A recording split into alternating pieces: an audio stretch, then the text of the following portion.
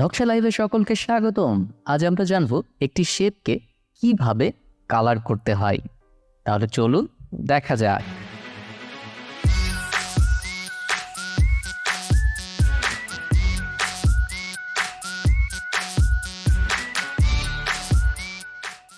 কালারের ক্ষেত্রে প্রথমেই বলে রাখি যে আমরা দুইটা শ্রেণীর কালার করতে পারি।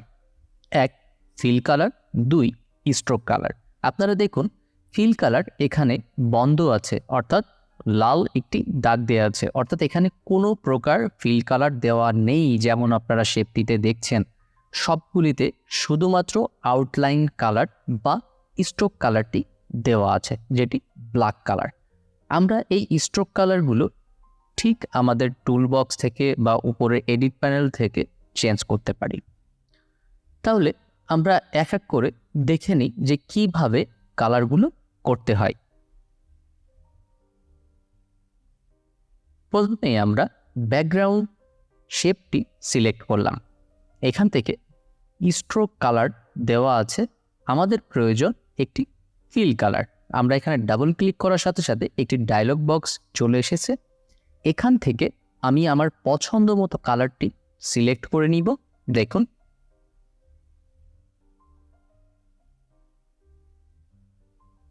আপনারা যদি চান যে ওয়েবের জাস্ট ফরম্যাটগুলোকে নিয়ে আপনি সেখান থেকে কালার পিক করবেন, তাহলে আপনারা এই অনলি ওয়েব কালারে ক্লিক করতে পারেন।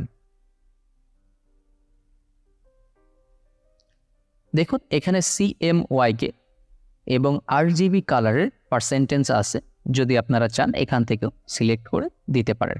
দেখুন আমার ফিল কালারটি চলে এসেছে, সাথে আমার স্ট্রোক কালারটিও রয়েছে, যেটি আমার প্রয়োজন নেই। আমি ঠিক এই লাল দাগ দেওয়া প্যানেলটিকে ক্লিক করলে দেখুন আমার এখানে স্ট্রোক কালার এখন আর নাই, শুধুমাত্র ফিল কালারটি আছে। সো পরবর্তীতে আমি এই সার্কেলটিকে ক্লিক করলাম। দেখুন ডান পাশে দেখাচ্ছে যে আমার ফিল কালার নাই এবং স্ট্রোক কালার আছে ব্ল্যাক। এখন আমি ডায়লগ বক্সটি থেকে একটি ফিল কালার চয়েস করে নিচ্ছি, যেহেতু আমি ফিলের উপর ডাবল ক্লিক করেছি। দেখুন এখনও আমার স্ট্রোক কালার রয়েছে, যেটা আমার প্রয়োজন নেই, আমি এটাকে ক্যান্সেল করলাম। আমি এবার এই চারটি শেপ এক এক করে নিব। হ্যাঁ 3, 4, ওকে।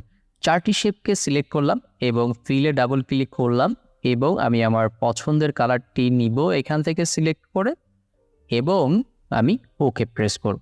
দেখুন আমার চারটি কালার এবং আমি স্ট্রোককে ক্যান্সেল করলাম, অর্থাৎ আমার স্ট্রোক এই মুহূর্তে প্রয়োজন নেই।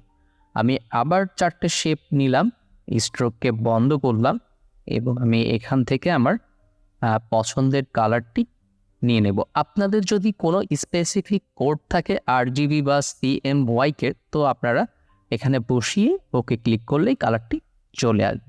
দেখুন আমাদের কালারগুলি রেডি। সো আশা করি বুঝতে পেরেছেন, এবং আমরা উপরের এডিট প্যানেল এবং ডান পাশের এডিট প্যানেল থেকেও আমরা কালার করতে পারি সেমভাবে। দেখুন এটা স্ট্রোক এবং ফিল কালার, উপরে ফিল কালার এবং স্ট্রোক কালার, এখানে কিছু সিলেক্ট করলেই ওইখানে চলে আসবে।